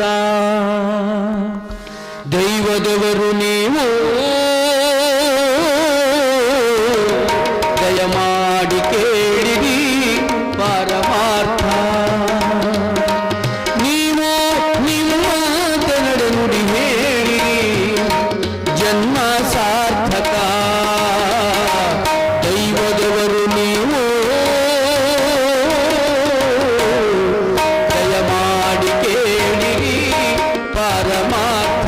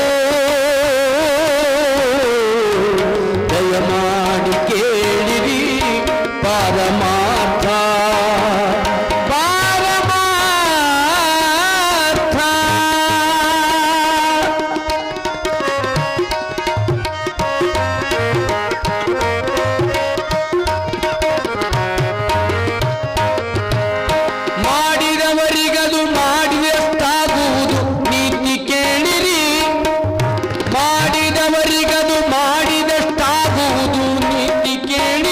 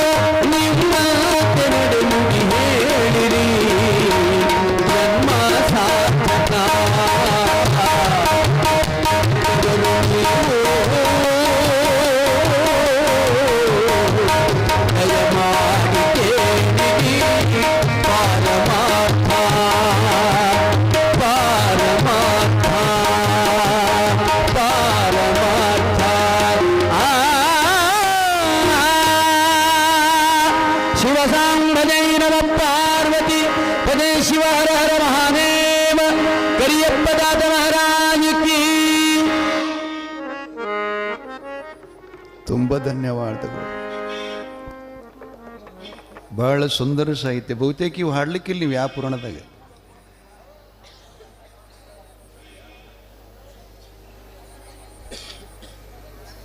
ವಿಷಯ ಏನು ಹಿಡಿದಿತ್ತಮ್ಮ ನೆನಪಿದೆಯಾ? ನಾವು ಮಾಡಿದ ಕರ್ಮದ ದೋಷ ನಾವೇ ಅನುಭವಿಸ್ಬೇಕಾಗ್ತದೆ. ಸಾಕ್ಷಿ ಅದದು, ಪ್ರಮಾಣ ಅದದು. ನೆನಪಿಟ್ಕೋಬೇಕು. ನಾ ವಿಷಯದ ಮೇಲೆ ಮಾತಾಡ್ತೀನಿ ರೀ, ಪುರಾಣ ಬೇರೆ ವಿಷಯ ಬೇರೆ. ಚಂದನಗಿರಿಯ ಮನೆಯಲ್ಲಿ ತಾಯಿ ಸೂರಮ್ಮ ದೇವಿ ಜ್ಯೋತಿಷ್ಯಗಾರನ ಮಾತನ್ನು ಕೇಳಿ ಅಣ್ಣನ ಮರಣ ಆಗಬಾರ್ದು, ತವರಿಗೆ ಕೀಡಾಗಬಾರ್ದು, ರಾಜ್ಯಕ್ಕೆ ಹಾನಿಯಾಗಬಾರ್ದು ಅಂಥೇಳಿ ಗಟ್ಟಿ ಮನಸ್ಸು ಮಾಡಿಕೊಂಡು ಕಟ್ಟಿದ ತೊಟ್ಟಿಲ ದಾಸಿಯರ ಕೈಯಿಂದ ಬಿಚ್ಚಿ ಹಗ್ಗ ಸಮೇತವಾಗಿ ಕೆಳಗೆ 7 ಹಾಸಿಗೆಯನ್ನು ಹಾಸಿ 7 ಹೊದಿಕೆಯನ್ನು ಹೊಚ್ಚಿ. ಇದು ಲೌಕಿಕದ. ಇಲ್ಲಿ ಒಳಗೊಬ್ಬ ಮಗ ಮನಿಗೆ ಅಂಡ್ರಿ ತೊಟ್ಲಾಗ ಹೃದಯ ಕಮಲದಲ್ಲಿ ಅವನಿಗೆ ಇದು 7 ಪದರಿನ ತೊಗಲ ತೆಳಗ ಹಾಸಿಗೆ ಹೊದಿಕೆ ಆಗ್ಯದ. ಇವೆರಡು ತಿಳಿಬೇಕು ನಿಮಗೆ, ಬಾಹ್ಯ ಮತ್ತು ಅಂತರ.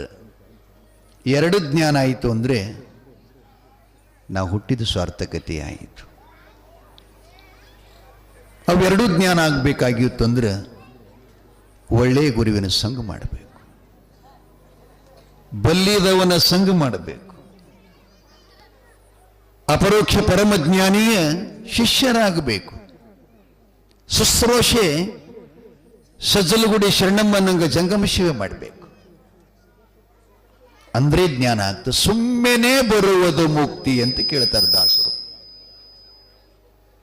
ಸುಮ್ಮನೆ ಬರುವುದಿಲ್ಲದ, ಮಾಡಬೇಕಾಗ್ತದ, ದುಡಿಬೇಕಾಗ್ತದ. ಹಾಗೆ ತಾಯಿ ತೊಟ್ಟಿಲವನ್ನ ಬಿಚ್ಚಿ ದೈತ್ಯರ ತಲೆ ಮೇಗಿಟ್ಟು, ಹೇ ಶಿವನೇ, ಆ ಧರ್ಮ ಕರ್ಮ ನಿನ್ನ ಸಾಕ್ಷಿಯಾಗಿ ಅಪ್ಪ,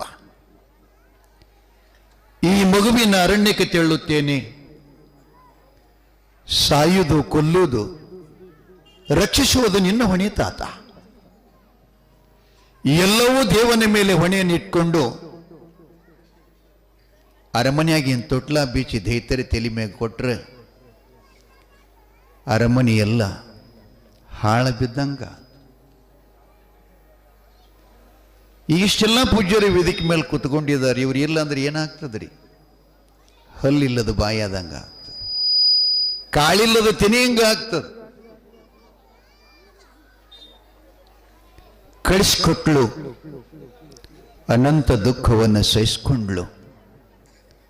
ಜ್ಯೋತಿಷ್ಯ ಕಳಿಬಿ ನಾರಾಯಣಗೆ ಸಂತೋಷ ಆಯ್ತು. ಮಗುನ್ನು ಹೊತ್ತುಕೊಂಡು ಹೊರಟ್ರವರು. ಹಾಲ ಹೇವಲಿ, ಕೊದಲಿಗೆ ನಂದನವನ, ಕಾಡುರುದ್ರ ಭೂಮಿ ಅಲ್ಲಿ ತಗೊಂಡು ಬಂದ್ರು. ಅಲ್ಲಿ ತೊಟ್ಲಾಗ ಹೊತ್ಕೊಂಡು ಬರೋ ತನಕ ಮಗು ಹಗುರಾಗಿದ್ದ. ರುದ್ರಭೂಮಿಗೆ ಬಂದಾಗ ತೊಟ್ಟಲು ಭಾರ ಆಗ್ತಾ ಇತ್ತು. ಅವರ ಆ ಮಗನನ್ನ ತೊಟ್ಟಿಲ್ದೊಳಗೆ ತೆಗೆದು ಖಡ್ಗದಿಂದ ಕಡಿದು 100 ತುಣುಕುಗಳನ್ನು ಮಾಡಿ ಅರಣ್ಯದೊಳಗಿರತಕ್ಕಂಥ ಪ್ರಾಣಿಗೆ, ಪಕ್ಷಿಗಳಿಗೆ ಹಂಚವರಿದ್ರು ಅವರು. ಹಂಗವರು ನಾರಾಯಣನ ಕಡೆಯಿಂದ ದಕ್ಷಿಣ ತಗೊಂಡಿದ್ರಲ್ಲ, ಅವನಿಗೆ ಹೊಡಿಬೇಕಂತ. ಆದ್ರೆ ಒಂದು ವಸ್ತು ಹಿಂಗದರಿ, ನೀವು ವೇದಾಂತೊಳಗೆ ಶಾಸ್ತ್ರೊಳಗೆ ಕೇಳ್ರಿ, ಅದು ಖಡ್ಗಲ್ಲಿ ಕಡಿದ್ರೆ ಕಡಿಯಂಗಿಲ್ಲ. ಬೆಂಕಿ ಹೆಚ್ಚಿ ಸುಡಾಕೋದ್ರೆ ಸುಡಂಗಿಲ್ಲ, ನೀರಾಗ ಒಗಿಬೇಕಂದ್ರೆ ಮುಳುಗಂಗಿಲ್ಲ. ನೀವು ಯಾವ ಶಸ್ತ್ರ ಅಸ್ತ್ರಗಳಿಂದ ಅದನ್ನು ನಾಶ ಮಾಡಬೇಕಂತ ಪ್ರಯತ್ನ ಮಾಡ್ತೀರಿ, ಅದು ಎಂದೂ ಅಸ್ತ್ರಶಸ್ತ್ರಗಳಿಗೆ ನೆಲಕಲಾರ್ತಕ್ಕಂಥದ್ದು ವಸ್ತು ಅದು ಪರಬ್ರಹ್ಮ ವಸ್ತು. ಇವ ಬೇರೆ ಅಲ್ಲ ಬೀರಪ್ಪ, ಇವನು ಆ ಪರಬ್ರಹ್ಮ ವಸ್ತುನೇ ಆಗಿದ್ದ. ಯಾವನ ಕಡೆಯಿಂದನೂ ಮರಣ ಆಗಲಿಕ್ಕೆ ಸಾಧ್ಯ ಇಲ್ಲ. ಆ ಮರಣವನ್ನ ಗೆದ್ದಾತ, ಜನನವನ್ನ ಗೆದ್ದಾತ, ತ್ರಿತಾಪಗಳಿಂದ ದೂರಾದಾತ. ಆಧ್ಯಾತ್ಮಿಕ ಅಧಿದೈವ ಅಧಿಭೂತ ಅಂತ 3 ತಾಪ ಬರ್ತಾವ್ರಿ. ದೇಹ ಯಾರಿಗದವರಿಗೆಲ್ಲ ಬರಾವ. ನಾನು ಹಿಡ್ಕೊಂಡು 3 ತಾಪಗಳನ್ನ ನೀಗಬೇಕಾಗಿತ್ತು ಅಂದ್ರೆ ಸ್ವಲ್ಪ ನಾವು ಅಧ್ಯಾತ್ಮ ಗುರುವಿನ ಜೊತೆ ಕೂಡ್ಕೋಬೇಕು. 3 ತೆರನಾದ ತಾಪ, 3 ತೆರನಾದ ಕರ್ಮ, 3 ತೆರನಾದ ದೋಷೆ, ಇವೆಲ್ಲ 3 ಬರ್ತಾವ್ರಿ. ಸೃಷ್ಟಿನೂ 3 ಮಂದಿದಿಂದ ಹುಟ್ಟ್ಯದ,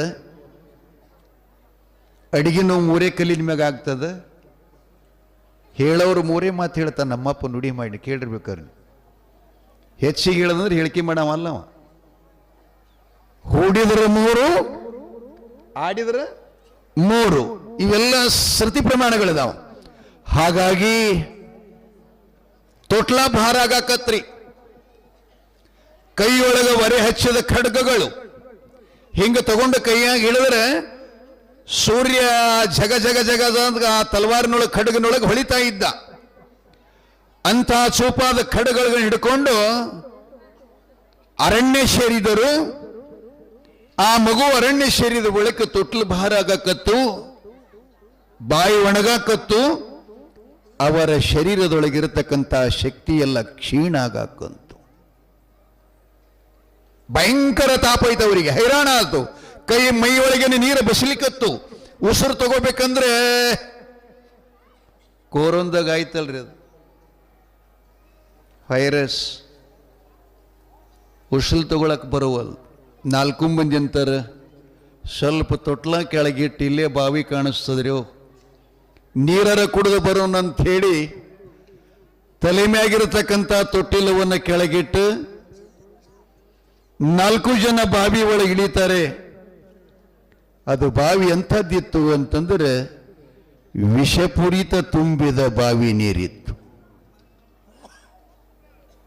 ಹರ ಮುನಿದರೆ ಗುರು ಕಾಯ್ತ. ಲಕ್ಷ್ಯದಾಗಿರ್ಲಿ. ಇಷ್ಟೆಲ್ಲ ಜನ ಇದ್ರು ನಮ್ಮನ್ನ ಕಾಯೋರು ಯಾರಿಲ್ಲ. ಕಳಿಸಲಿಕ್ಕೆ ಬರ್ತಾರವರು. ಕಲ್ಮಠದ ಸ್ವಾಮಿಗಳು ಹೇಳ್ತಾರೆ, ಅಳಬೇಡ ತಂಗಿ ಅಳಬೇಡ, ನಿನ್ನ ಕಳಹು ಬಂದವರಿಲ್ಲಿ ಉಳುಬಿಕೊಂಬುವರಿಲ್ಲ. ಕಡಕಿಲೆ ಉಡಿಯಕ್ಕಿ ಹಾಕುವರವ, ದುಡುಕಿಲೆ ಮುಂದಕ್ಕೆ ದೂಡುವರವ. ಬಂಡಿ ತುಂಬಿದ ಬಳಗ ನಿಂದವ, ಯಮ ಎಳಕೊಂಡು ಹೋಗುವಾಗ ಯಾರಿಗ್ಯಾರು? ಅವಾಗ ಯಾರು ಕೈತಾರಂದ್ರೆ ಸದ್ಗುರುನಾಥ ಭಗವಂತ. ಅದಕ್ಕೆ ಹರ ಪೂಜೆ ಗುರು ಸೇವೆ ವರ ಪುಣ್ಯ ಅಂತ ಕರೀತಾರೆ. ಬೀರದೇವನಿಗೆ ಜನ್ಮ ಕೊಟ್ಟ ತಾಯಿ ತಂದೆ ಕಾಪಾಡಕ್ಕಾಗಲಿಲ್ಲ. ರಾಜ್ಯದ ತುಂಬಲಿರ್ತಕ್ಕಂಥ ಪ್ರಜೆಗಳು ಕೂಡ ಅವನಿಗೆ ರಕ್ಷಿಸಲಿಲ್ಲ. ಆದರೆ ಜಗದೊಡೆಯ ವಿಶ್ವನಾಥ 3 ಕಣ್ಣಿನ ಮುಕ್ಕಣ್ಣ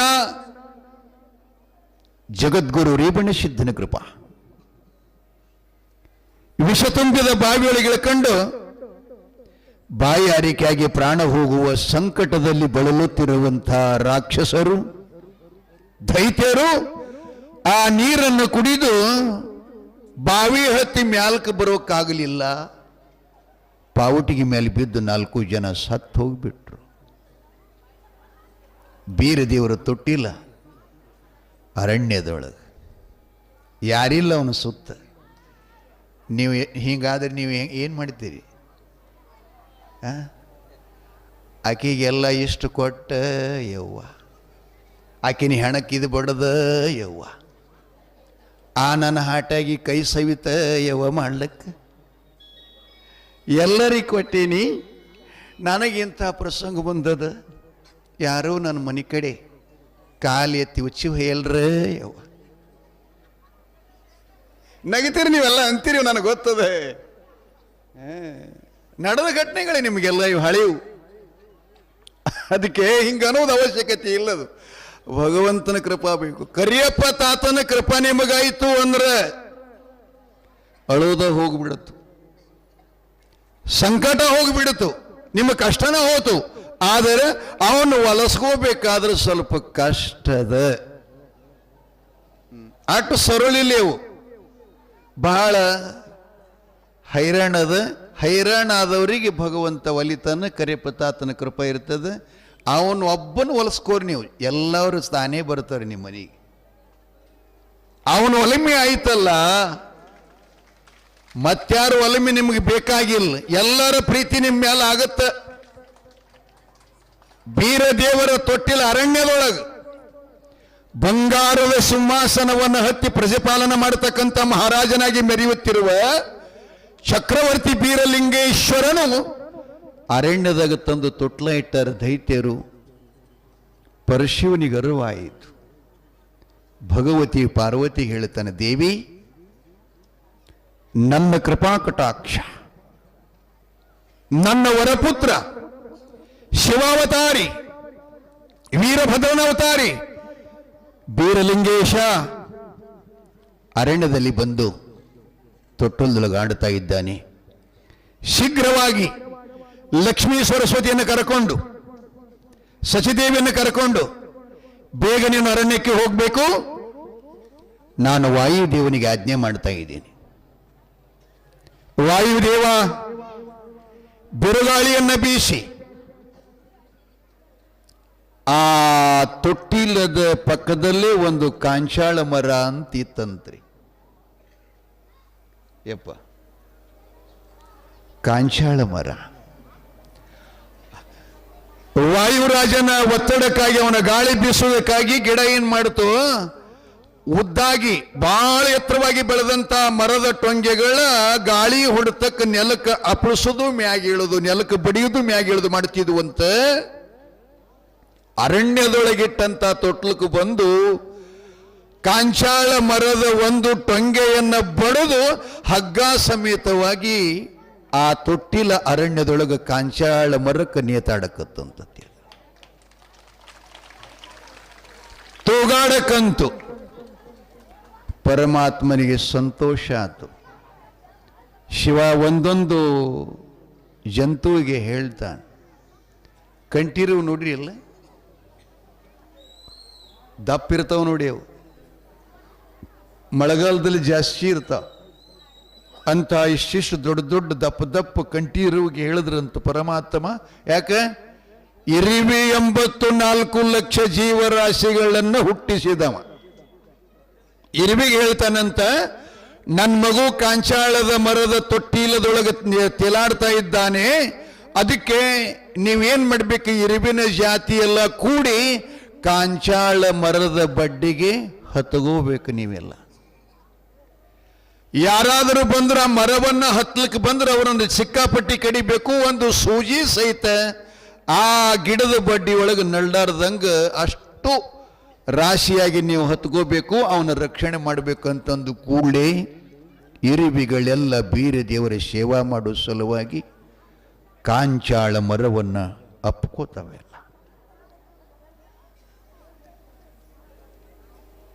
ಆದಿಶೇಷನಿಗೆ ಹೇಳ್ತಾನೆ ಶಿವ, ಸಪ್ತ ಹೆಡೆಗಳ ಆದಿಶೇಷನೇ, ನನ್ನ ಮಗ ವರಪುತ್ರ ಬೀರೇಶ ಅರಣ್ಯದಲ್ಲಿ ಪ್ರಖರವಾಗಿರತಕ್ಕಂಥ ಸೂರ್ಯನ ಪ್ರಕಾಶಕ್ಕೆ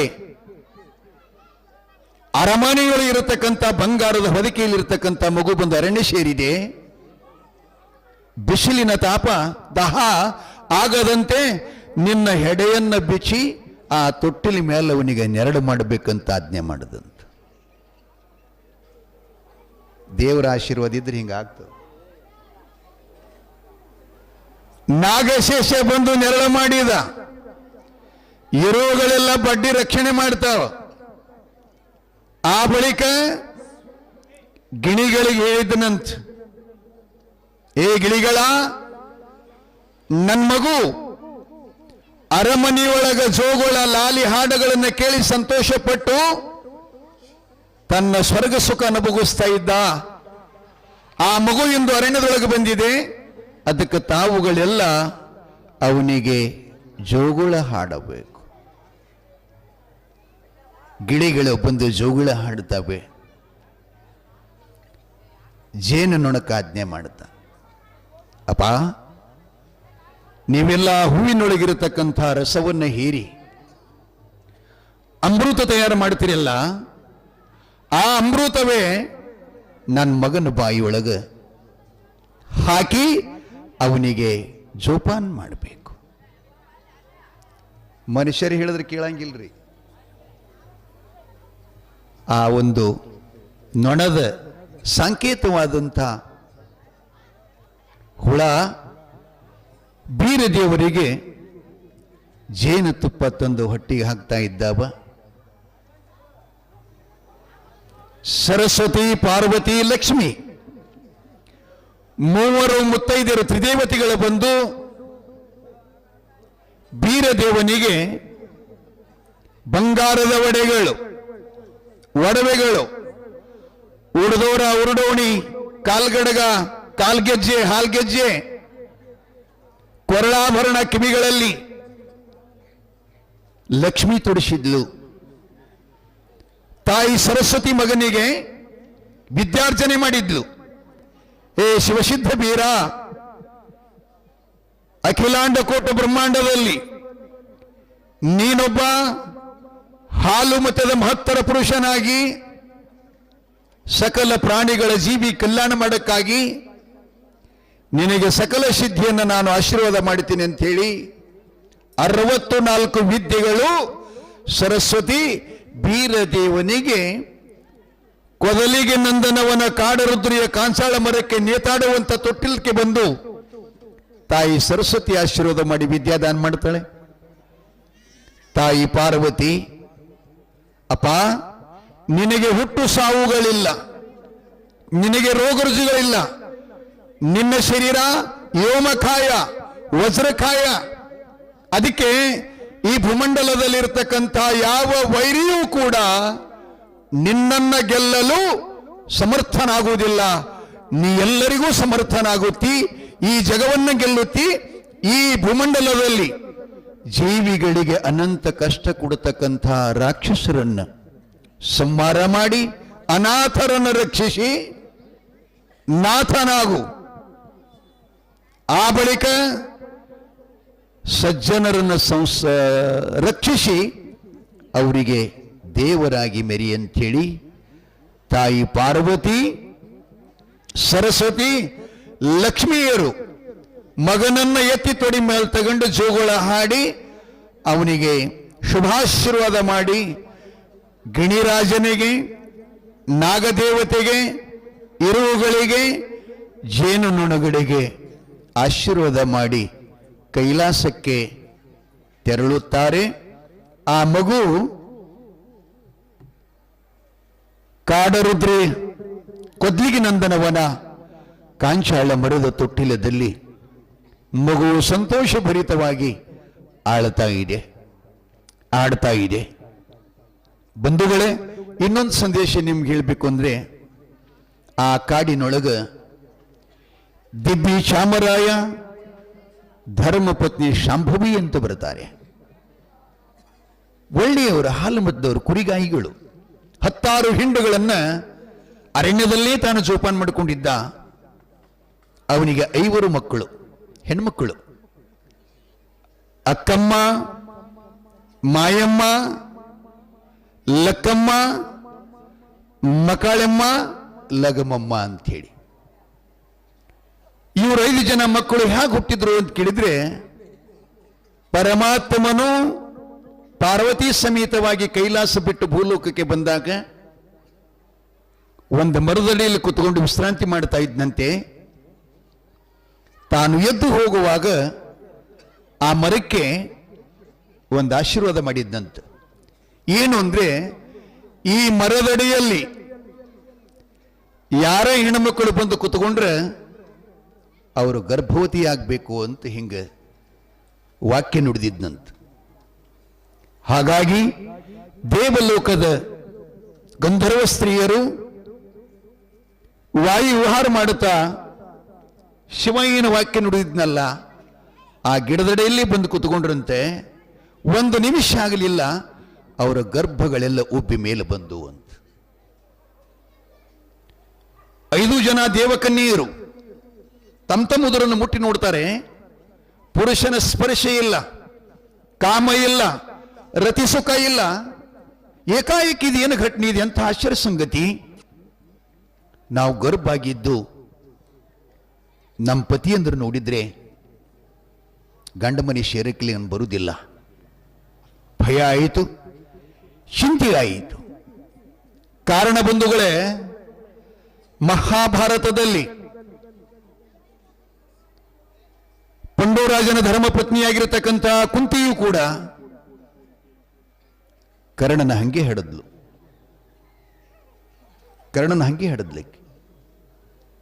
ಸೂರ್ಯ ಮಂತ್ರ ಪಠಣ ಮಾಡಿ ನೋಡಬೇಕು, ಅದರ ಸಿದ್ಧಿ ಏನಾಗ್ತದಂತ ಗಂಡನಾಗೋಕ್ಕಿಂತ ಮುಂಚಿತನ ಪುತ್ರ ಕಾಮೇಷ್ಠಿಯ ಮಂತ್ರ ಆಕೆ ಜಪ್ಸಿದ್ಲಂತ.